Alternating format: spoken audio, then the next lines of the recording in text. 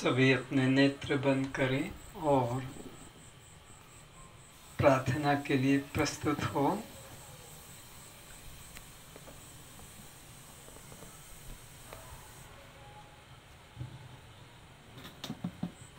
त्वमेव माता च पिता त्वमेव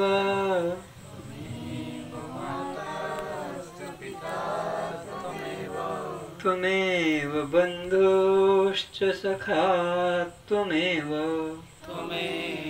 बन्धुश्च सखा त्वमेव विद्या द्रविणं त्वमेव विद्या द्रविणं त्वमेव सर्वं मम गुरुदेव देव सर्वं मम त्वमेव सर्वं मम गुरुदेव देव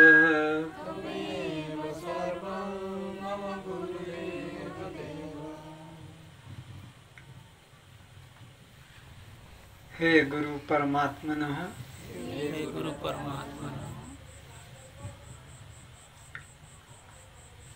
आप ही मेरे माता पिता भाई बंधु पद प्रतिष्ठा सभी कुछ आप मेरे। आपके अतिरिक्त इस नाम रूप जगत में मेरा मानने को, मेरा कहने को, अपनाने को आपके अतिरिक्त किंचित भी नहीं है।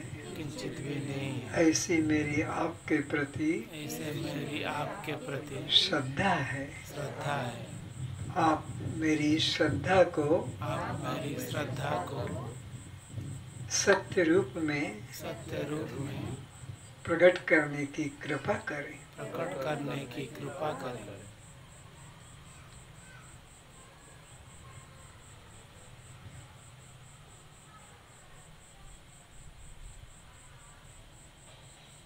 आपसे बढ़कर न कोई तत्व है, न कोई तपश्चर्या है, न कोई धन है, न कोई पद है। आप ही सबसे सर्वोत्तम पद हैं, धन है, तपश्चर्या है, विद्या है।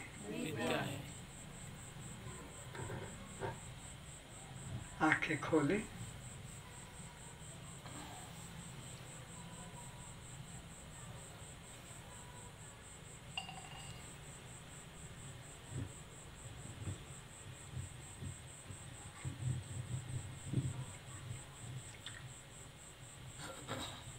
अष्टावक्र गीता का आज सप्तम प्रकरण प्रारंभ होने जा रहा है। अभी तक के प्रकरणों में अष्टावक्र जी ने राजा जनक को यही प्रबोध कराया कि हे राजन, तुम्हें निर्णय कर लो कि तुम्हारे अतिरिक्त अन्य किंचित भी नहीं है। या तो मैं ही सब कुछ हूँ या मेरे अतिरिक्त कुछ भी नहीं है। पर अपनी सत्ता को कभी अस्वीकार मत करना कि मैं नहीं हूँ, कि मेरे बिना कुछ भी नहीं है। मैं हूँ तो सब कुछ है। एक बार एक मुस्लिम संत नदी में नहाते नहाते उनका पैर गहराई में चला गया और वो जोरों से चिल्लाने लगे, बचाओ बचाओ, जहां डूबा जा रहा है, जहां यानी संसार। तो लोग डरे कि बचाओ इस बूढ़े को, संसार डूबा जाएगा, ये तो कह रहा है। तो उसको हाथ पकड़कर खींच कर लाए और पूछा, अरे चाचा, आप अभी चिल्ला रहे थे कि बचाओ बचाओ, संसार डूबा जा रहा है, आपके डूबने से संसार से क्या संबंध है? बोले, वाह भाई वाह, मैं नहीं रहूंगा तो संसार को कौन कहेगा कि है? मेरे होने से तो संसार है। तो अपनी सत्ता को कभी अस्वीकार नहीं करना। मैं नहीं तो ये रामकृष्ण को कौन मानेगा, कौन पूछेगा, ये स्वर्ग नरक की बात कौन करेगा, ये पुण्य पाप की बात कौन बताएगा? नहीं, सब कुछ। आगे कहें। सप्तम प्रकरण। मयि अनंतम महाम्बोधो विश्वपोत इतस्ततः भ्रमति स्वान्तवातेन न मम अस्ति असहिष्णुता। जनक जी कह रहे हैं कि मुझ आत्मरूपी सागर में यह विश्व रूपी नौका मन रूपी पवन के द्वारा इधर उधर फिरती है। इस मन को एक नौका का उपमा दे रहे हैं कि ये संसार रूपी एक महासागर है। इसमें ये जो हमारा मन है, यह ही लहरों के रूप में या नौका के रूप में इधर उधर झोंके खाता हुआ बह रहा है।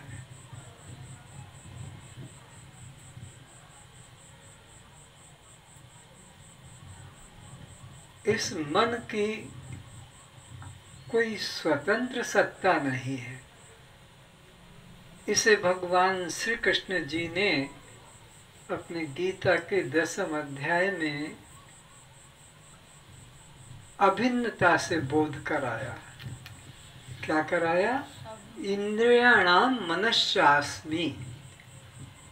अरे अर्जुन, जिस मन से ये दुनिया के भक्त साधक परेशान है, चिंतित है, मन वश में करना है, मन वश में नहीं होता है, मन कैसे वश में होगा, तो भगवान ने उन साधकों के मन की व्यथा को दूर करने के लिए एक सूत्र दे दिया।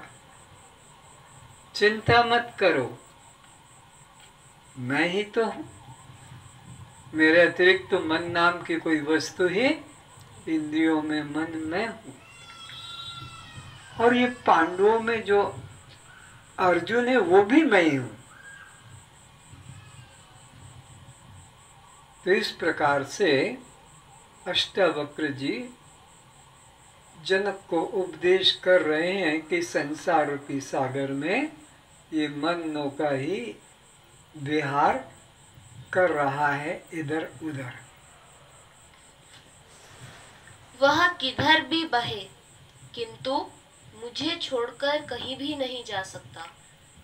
जिस संसार में ये पतंग उड़ाने वाले बच्चे व्यक्ति, जिनके हाथ में एक रील होती है डोरे की, वो मजबूत डोरा होता है, तो वो पतंग आकाश में जो उड़ता है वो उतना ही आगे बढ़ सकता है जितना उसे डोर की ढील दी जाती है। उसकी कोई स्वतंत्र सत्ता नहीं है पतंग के उड़ने की, वो उड़ाने वाले के हाथ में है।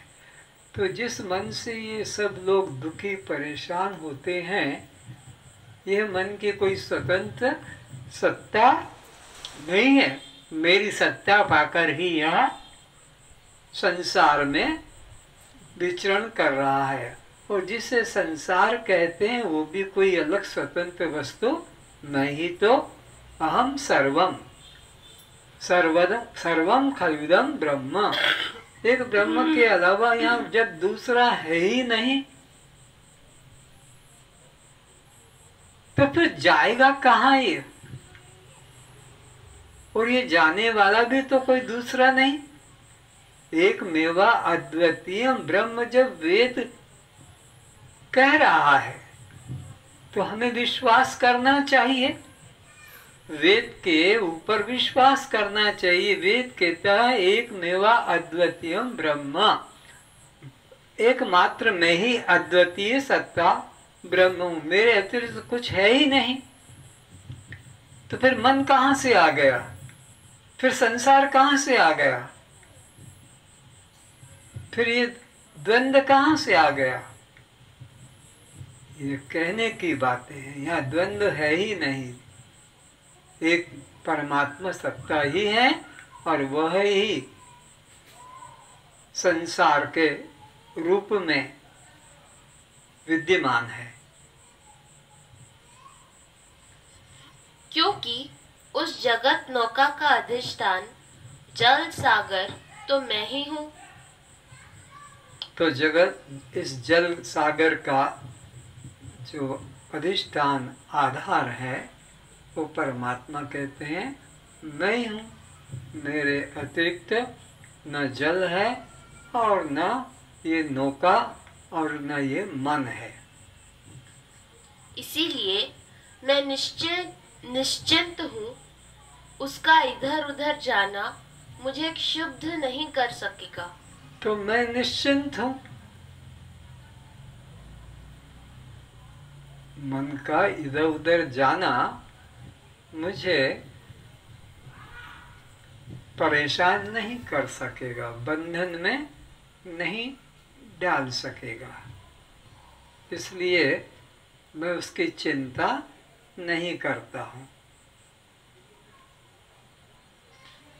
यह जगत नौका चले ना चले, सड़े टूटे डूबे, तीव्र गति से चले मंद गति से चले या पनडुब्बी होकर पूर्ण स्थिर हो जावे, मुझ दृष्टा साक्षी आत्म सागर को कोई आपत्ति नहीं। तो ये मन रूपी नौका चाहे दिशा की ओर बहे, लेकिन ये मुझे व्यथित नहीं कर सकती, दुखी नहीं कर सकती, क्योंकि इसकी कोई स्वतंत्र सत्ता नहीं है।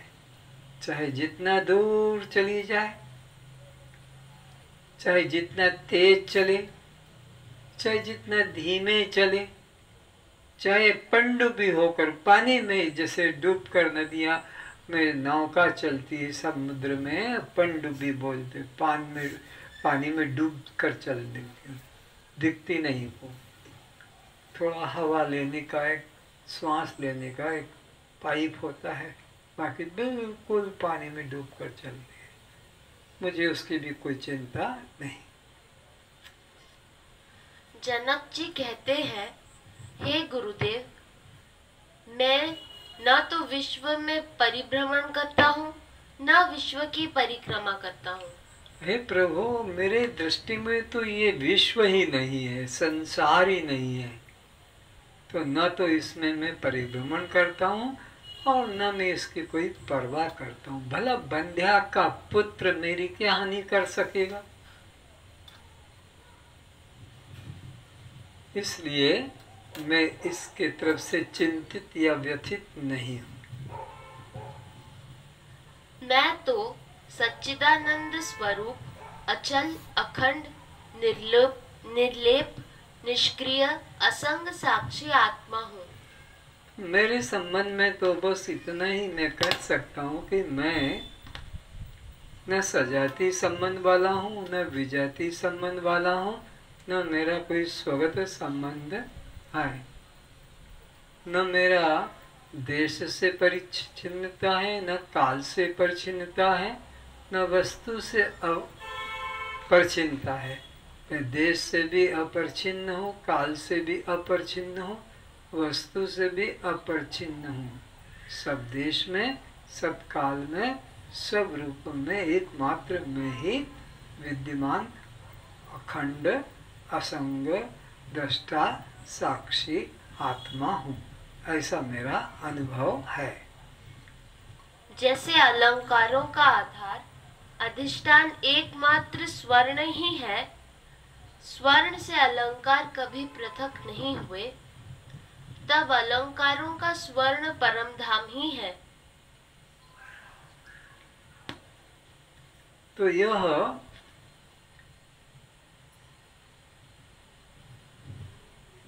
परमधाम शब्द ऐसा भ्रम में डालता है कि कोई बहुत दूर कोई जगह होगी जहाँ जाने का कोई साधन होगा, पर ऐसा नहीं। कोई भी वस्तु या प्राणी अपने परम धाम से कभी दूर गया ही नहीं, हुआ ही नहीं।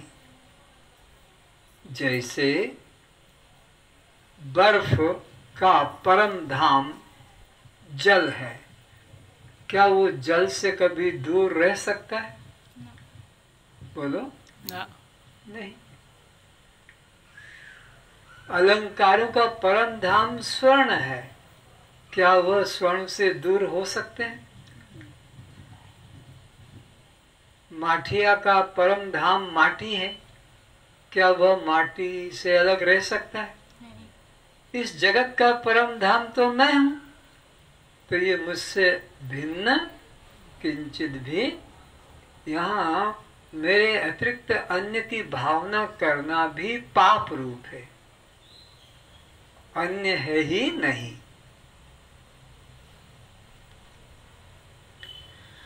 अलंकारों को स्वर्ण नित्य प्राप्त है, उसे पाने हेतु अलंकारों को किसी प्रकार की साधन करने की कोई जरूरत कार्य को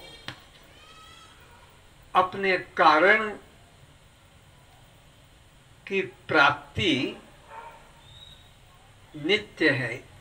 ये प्राप्ति शब्द भी समझाने के लिए कहा जा रहा है, पर सीधी बात तो ये कि कार्य कुछ है ही नहीं, कारण ही कार्य रूप में भाषित होता है। भला बर्फ की क्या सत्ता है, पर बर्फ को कार्य कह देते हैं और जल को कारण कह देते हैं, पर वो जल कारण ही बर्फ रूप में कार्य रूप में भाषित होता है। ये महिलाओं के अलंकार, इनकी कोई सत्ता ही नहीं है, केवल स्वर्ण ही अन्य नामों से पुकारा जाता है। तो इसी प्रकार इस विश्व की कोई सत्ता ही नहीं है। कार्य कहना भी भूल है, और कार्य कह दो तो भी कारण से कभी अलग ये संसार है ही नहीं, हुआ ही नहीं। न अलंकारों के विकृत होने से स्वर्ण में किसी प्रकार का विकार होता है, और अलंकार के कोई भी रूप हो, लेकिन उनके निर्मित हो जाने से स्वर्ण की सत्ता में कोई विकार पैदा नहीं होता है। तो उसी प्रकार इस विश्व के रूप में ढल जाने पर वो ब्रह्म में भी कोई विकार नहीं होता है। स्वर्ण अलंकारों में ढल जाता है, या मिट्टी अनेक आकारों में ढल जाती है, तब भी उस मिट्टी सत्ता में, स्वर्ण सत्ता में जैसे कोई विकार नहीं आता, ऐसे ये ब्रह्म में भी सृष्टि के होने से कोई विकार नहीं होता। इसी तरह मैं न कहीं जाता हूँ न आता हूँ, मेरे लिए पृथक कोई परम धाम है, न मेरे लिए पृथक कोई परम धाम है, न गंतव्य स्थान है।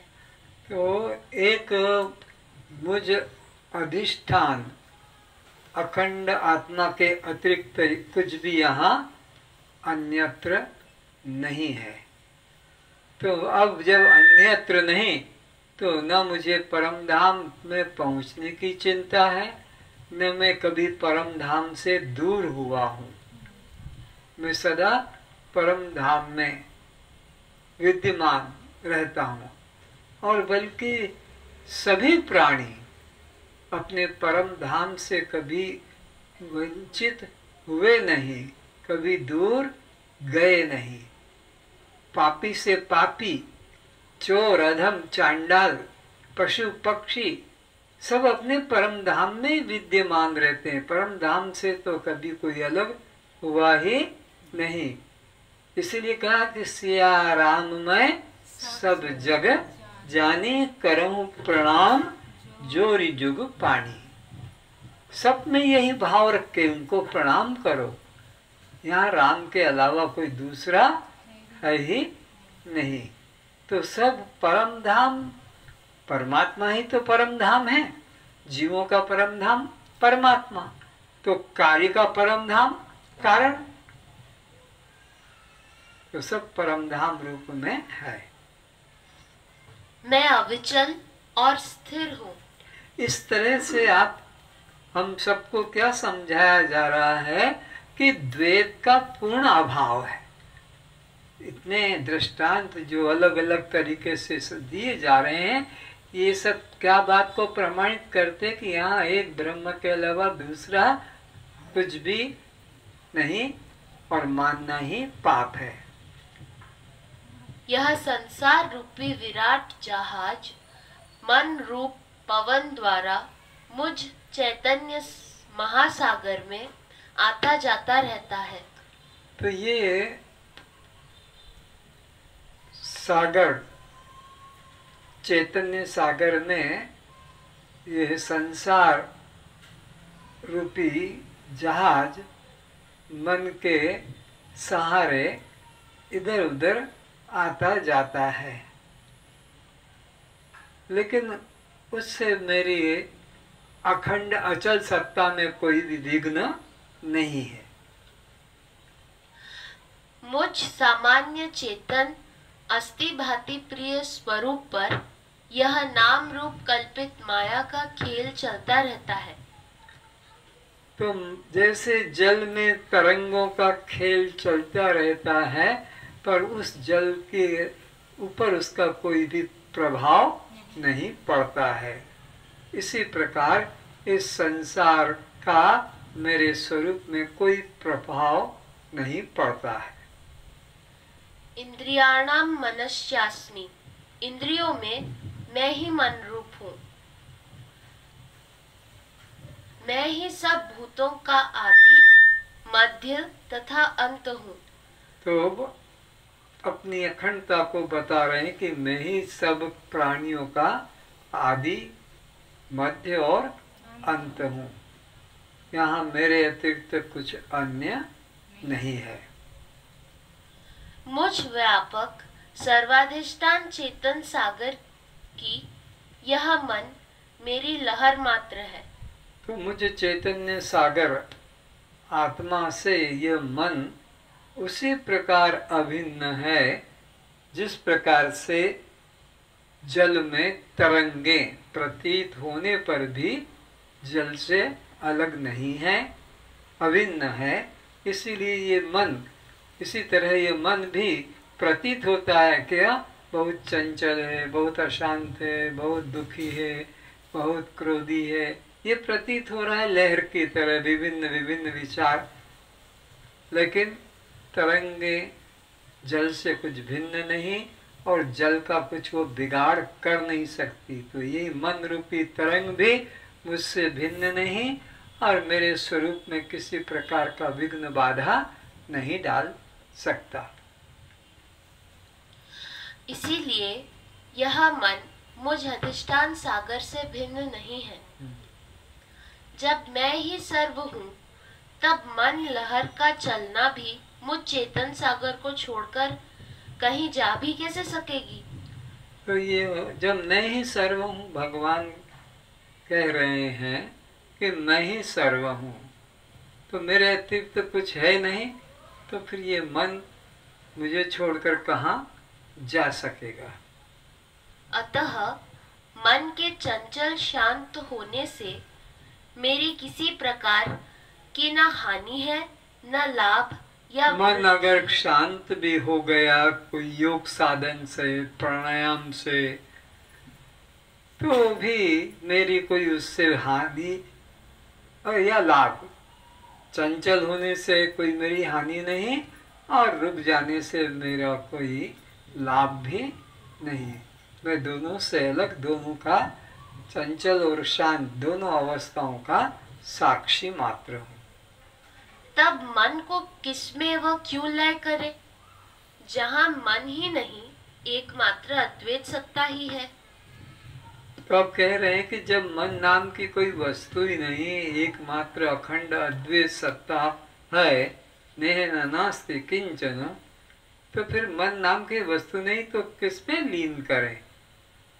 तो ये लीन करने का भी भ्रम मन से निकाल देना चाहिए, क्योंकि मन नाम की वस्तु ही नहीं तो उसको फिर जो है नहीं उसको लीन भी कैसे करें। बंध्या के पुत्र को कोई कैसे मारेगा, जब बंध्या का पुत्र नहीं तो उसको मारने की बात भी झूठी है। मुझ अनंत शांत सागर में काम क्रोध लोभ मोह अहंकार प्रेम घृणा करुणा निर्दयता हिंसा अहिंसा चाहे जैसी वृत्तियां रूप लहरे उठे व बैठे, उदय हो या अस्त हो, ये समुद्र में जैसे हवा के वेग से बहुत ऊंची ऊंची तरंगे उठती है, बैठती है, दूर तक दिखाई पड़ती है, लेकिन उससे जल की कोई हानि नहीं है। इसी प्रकार ये वृत्तियां, हजारों प्रकार की वृत्तियां उठती है, लेकिन ये हजारों प्रकार की वृत्तियां अनादि से उठती चली आ रही है। कोई अभी नया इन्होंने वृत्तियों ने जन्म लेना शुरू नहीं किया कि अभी अभी बस वृत्ति उठना शुरू हुई है।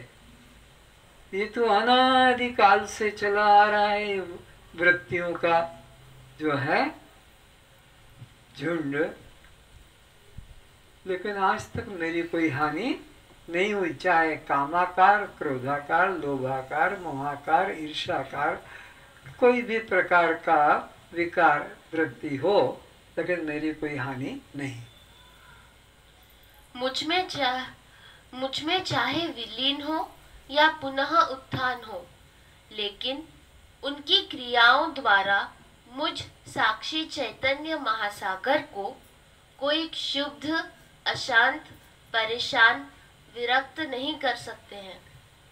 तो जैसे समुद्र में लहरें उठती है, लेकिन वो समुद्र में कोई विकार उत्पन्न नहीं कर सकती, इसी प्रकार ये अनेक प्रकार की वृत्तियां मेरे अंदर मुझे आनंद के सागर में उठती है, लेकिन वो उससे मेरी कोई हानि नहीं।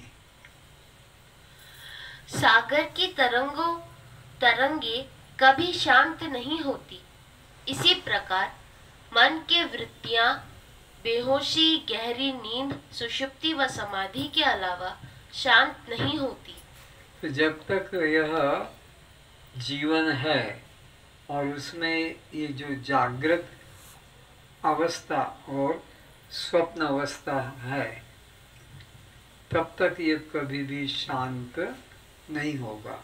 हाँ, गहरी निद्रा में या बेहोशी अवस्था में या समाधि अवस्था ध्यान की, उस वक्त कुछ देर के लिए कुछ भले रुके, लेकिन और समय ये कभी रुक नहीं सकती।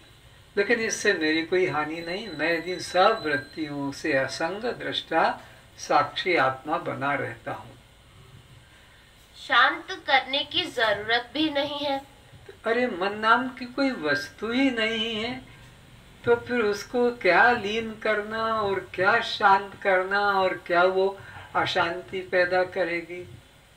अज्ञानता से ही यह सब मन को और मन की वृत्तियों को स्वीकार किया जाता है। ज्ञान होने पर ये ऐसा ही मन निकल जाता है, जैसे नींद टूटने से स्वप्न संसार अदृश्य हो जाता। एक मिनट में कहाँ का कहाँ चला जाता। कितना बड़ा समुद्र, जहाज, ट्रेन, शहर देखा था सपने में, पर नींद टूटते ही कहाँ का कहाँ चल जाता है, देर ही नहीं लगती है। ऐसे ही अज्ञान काल में ये मन हमारा बहुत विराट मालूम पड़ता है, कहाँ कहाँ पहुँच जाता है। लेकिन जब ज्ञान हो जाता है स्वरूप का, तो ये फिर मन नाम की सत्ता ही नहीं बचती है, कहाँ का कहाँ निकल जाता है, एक ब्रह्म ही प्रतीत होता है। शांत करने से तो अशांति ही बढ़ेगी। अब ये मन को शांत करने के जो साधन पूछे जाते हैं और गुरु लोग बताने में एक्सपर्ट हैं, जाओ ये बस प्राणायाम करो, ये कुंभक करो, ये रेचक करो, ये मंत्र करो, ये जाप करो। अरे भाई, जिसको तुम्हें शांत करना है उससे तुम काम कराओगे तो वो स्थिर कैसे रहेगा? जिसको तुम्हें शांत करना है उससे तो काम का बोझा हटाना चाहिए। और तुम कहते हो अब ये इतनी माला करना, इतना ध्यान करना, तो वो तो पहले से ही अशांत था, तुमने और उसको साधन बताकर और चंचल कर दिया। तो साधन बताकर मन को कभी शांत नहीं कर सकोगे। मन को अस्वीकार करना ही मन को शांत होना है। मन नाम की कोई वस्तु ही नहीं है, यही मन को शांत करना है या मन को अमन करना है। न मन, न मन, न मन, मन है ही नहीं, ये मन के नाश का तरीका है। न मन यानी न मन, मन है ही नहीं। हाँ, उनके साक्षी बनकर उनसे हम अप्रभावित बने रह सकते हैं। तो क्या करना है? हम उनसे हमको अप्रभावित रहना, उनकी सत्ता को अस्वीकार करो तो तुम अप्रभावित बने रहोगे। नहीं, अगर मन की सत्ता को मानते रहोगे तो प्रभावित रहोगे, न शांत रहोगे। यदि मन में क्रोध की वासना रूपी तरंगे उठती हैं तो उठने दो। अब और कह रहे हैं कि मन में कामाकार, क्रोधाकार, मोहाकार, भयाकार अगर वृत्ति उठती है तो उठने दो। आकाश में बादल उड़ते हैं, चले जाते हैं, पक्षी उड़ते हैं, वो भी उड़ते हुए निकल जाते हैं आकाश में। तुम्हारी कोई हानि नहीं, तुम केवल देखने वाले हो। ऐसे ही विचारों की वृत्तियों को उठने दो, तुम तो देखने वाले हो, दृष्टा हो, साक्षी हो, इसलिए तुम्हारी कोई हानि नहीं।